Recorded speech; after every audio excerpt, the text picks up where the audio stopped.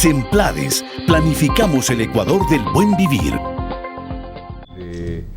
Esta propuesta de revolución ciudadana, los militantes, los funcionarios de gobierno han dicho que son 9 años de éxitos. Sin embargo, sectores de oposición tienen muchas críticas, antagonismo sobre algunas situaciones. Hay algunos íconos que propone el gobierno nacional, mayor afiliación en la perspectiva de universalización de la seguridad social, la infraestructura del país ha mejorado. Pero desde las Semplades siempre se maneja algunos datos estadísticos complementarios. Conversémoslos, por favor. Economista, buenos días, bienvenido. Muy buenos días, Patricio, buenos días a la ciudadanía de Loja. Muchas gracias y muy gentil por su invitación. Sí, precisamente en el marco de la celebración de estos 9 años, es importante anotar que el solo hecho de cumplir 9 años ininterrumpidos en el ejercicio del gobierno ya es un logro inédito en nuestra historia reciente. Nuestra historia reciente ha estado marcada por la inestabilidad. Nosotros sabemos que los presidentes duraban una media de 6 meses, 1 año, y realmente todos salían por la puerta de atrás. Nos vendieron la idea de que éramos ingobernables, pero realmente lo que pasaba es que no nos podían gobernar personeros que llegaron en su momento a ser gobierno y no cumplieron ni honraron su palabra con las demandas populares principalmente, y obviamente se vendieron a lo que pedían las élites que manejaban este país. ¿En qué se fundamentaría? ¿Cuál sería la fortaleza que ha permitido estos 9 años?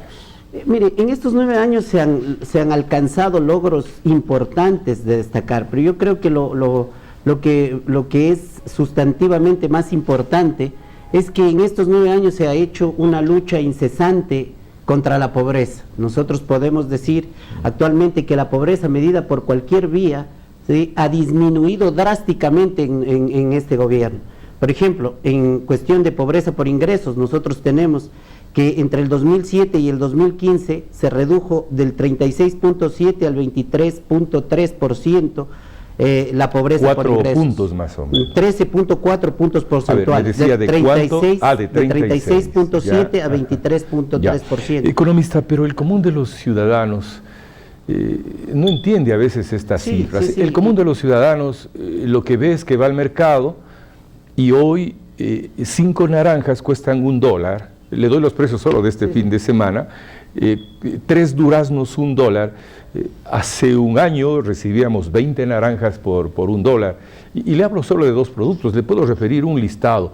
El ciudadano contrasta lo que usted dice, bajó la pobreza, pero sin embargo el dinero que tiene no le alcanza para sus gastos elementales. Mire, las fluctuaciones de algunos productos, específicamente los que acaba de anotar, especialmente las naranjas, dependen a veces de la oferta y demanda en el mercado. De la elasticidad del precio y la demanda. Y bueno, y esto también suele ser fluctuante por periodos obviamente de mayor oferta, cuando son periodos de producción, o de escasez, cuando de alguna manera no existe el suficiente producto por temporada, dice por temporada, exactamente, son periodos estacionales, se llama. Sin embargo, cuando reflejamos los datos estadísticos, así como usted dice, por ejemplo, la cuestión del incremento de los precios, yo también puedo referir al incremento sustantivo que han obtenido los salarios en términos reales.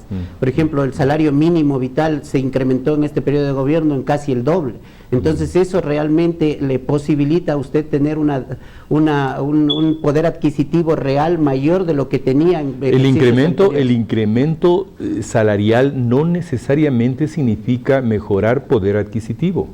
Si es que es el incremento salarial mayor a la inflación, si es que se sostiene un nivel de precios y se mejoran los salarios, ahí sí mejora el poder adquisitivo. Exactamente. Pero si sube el salario, pero suben los precios, el poder adquisitivo no mejora. Pero en este ejercicio de gobierno, yo lo puedo demostrar estadísticamente, el crecimiento de los salarios ha sido superior a los crecimientos inflacionarios. Ha sido menor a los crecimientos inflacionarios, que sostenidamente han sido inflaciones de 1 dígito en términos generales.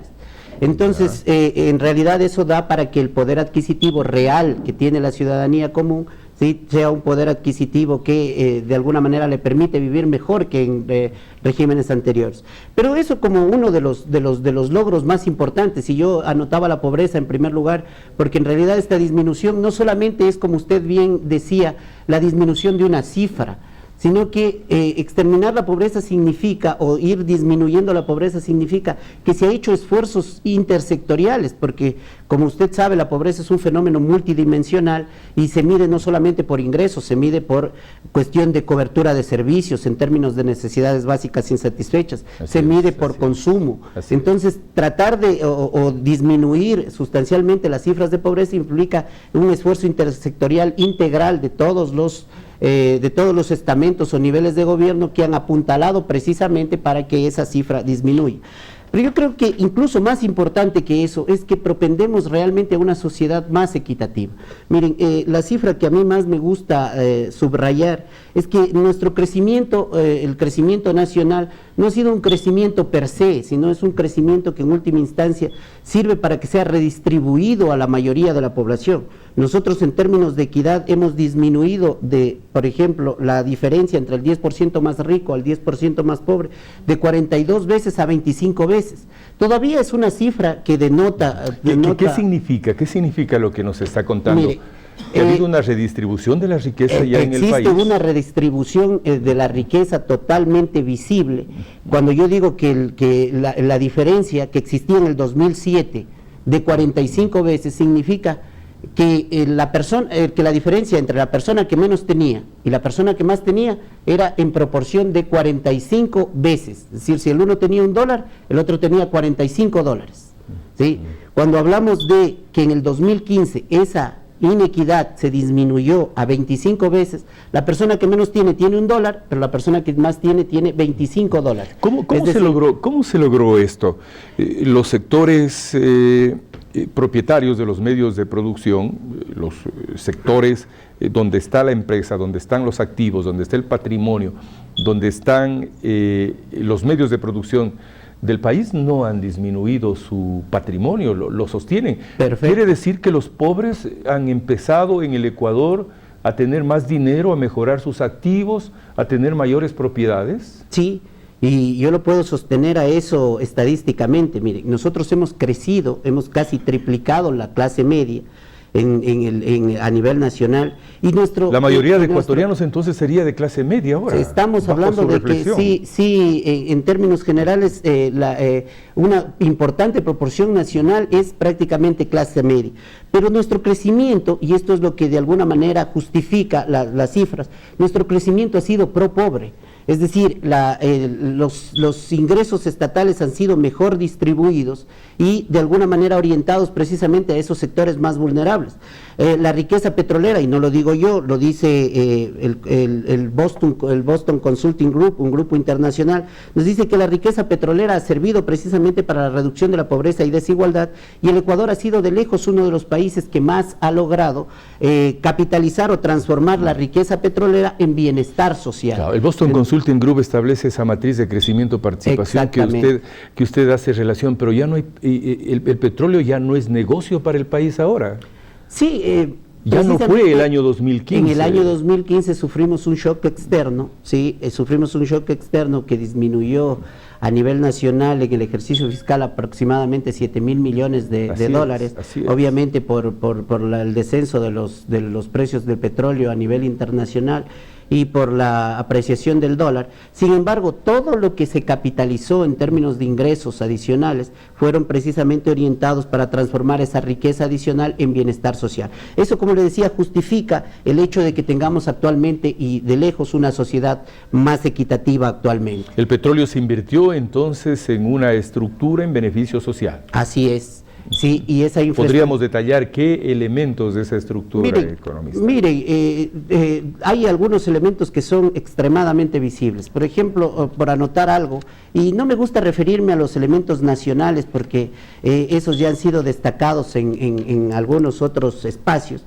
Más bien me voy a referir a los elementos locales. Por favor, Nosotros, por ejemplo, hablamos de una revolución vial, y una revolución vial que nos enorgullece a nivel nacional. Le voy a dar también una cifra del Foro de Competitividad Global, que dice que el Ecuador escaló 57 puestos y actualmente se encuentra en el primer lugar en América Latina. Ese no es un logro menor en términos de vías. ¿Refiere? El Foro de Competitividad Mundial. El Foro de Competitividad Mundial, le voy a dejar la fuente. Ya, por favor.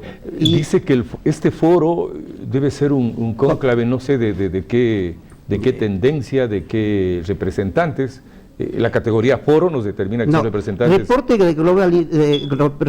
global de competitividad, Foro Económico Mundial, reporte 2015. El Foro Económico Mundial, ya. Que Ecuador es el primer país de Latinoamérica. Ecuador es el primer país de Latinoamérica en calidad de vías. En calidad de vías. Calidad de vías. ¿Sí considerarían Loja los de este foro? Mire, estamos por sobre Chile, Uruguay, Argentina, en términos de calidad de vías. Esta es una estadística internacional. Claro. Y obviamente que pero usted como responsable de las empresas sí conoce las vías de Loja. Obviamente, y mire las vías estatales. Nosotros en malas bromas. Solo para ir a Malacatos es terrible. Pero esta es una para vía ir a Catamayo rural. Es terrible. Esa es una vía rural. Mire, nosotros las comunicaciones, la revolución vial comenzó en Loja. Nosotros como provincia aceptábamos antiguamente una mala broma de que Loja era una república independiente, precisamente por el difícil acceso que tenían los demás pobladores a nivel nacional. Así, para venir por Cuenca, vía de primera. Para venir desde Machala, para ir a Zamora. Para venir desde Machala ya empiezan los problemas en San Pedro. Aquí tenemos, en la provincia de Loja, tenemos 3 de los 5 ejes binacionales. Usted tiene Arenilla, Zuliana, que pasa por Puyango. Usted tiene Loja, Zuliana, que pasa por Macará. Que están con problemas. Obviamente, dentro del contexto, ya dentro del mantenimiento mismo de la vía, habrá que hacer algunas mejoras, pero son vías de primerísimo orden. Son 3 ejes binacionales, en realidad, como les digo, que nos enorgullecen a nivel nacional por la estadística que le acabo de decir, pero la revolución vial comenzó en Loja. Es una de las cuestiones que debemos siempre reflexionar. Aquí tenemos, por ejemplo, logros importantes. El mismo paso lateral, que ya lo tenemos en nuestra ciudad, una obra monumental que costó 37.5 millones de dólares y que nos permite viabilizar, por ejemplo, el turismo precisamente hacia esas zonas que usted anotaba. Que lamentablemente es la vía menos utilizada de la ciudad de Loja por algunas obras complementarias que debe ejecutar la municipalidad. Exactamente. Sí. Y allí también tenemos que anotar cuáles son, en términos de competencias, las cuestiones que le corresponde al Estado o al gobierno central y en lo que les corresponde a otros niveles de gobierno. Economista, por asuntos de tiempo, la agenda de desarrollo provincial, de desarrollo zonal, ha merecido evaluación. ¿Cuál es el nivel de ejecución de esta propuesta que ustedes hicieron ya hace algún tiempo? Mire, precisamente en este año 2016 nosotros vamos a iniciar un proceso de actualización de la agenda zonal, enfatizando en algunos ejes, el eje productivo, el eje precisamente social, en donde tratamos de avanzar con estas propuestas precisamente de disminución de las inequidades y cierre de brechas.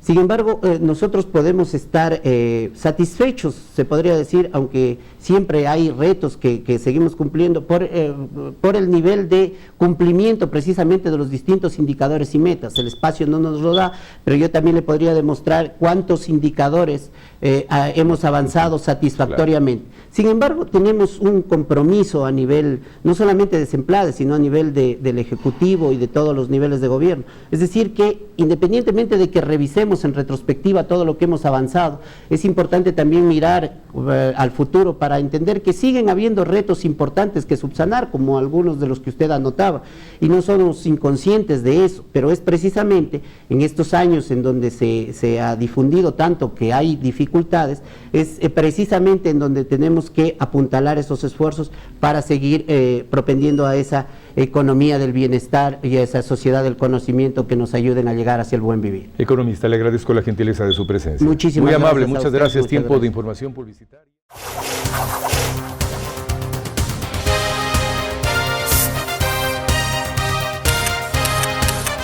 SEMPLADES, planificamos el Ecuador del buen vivir.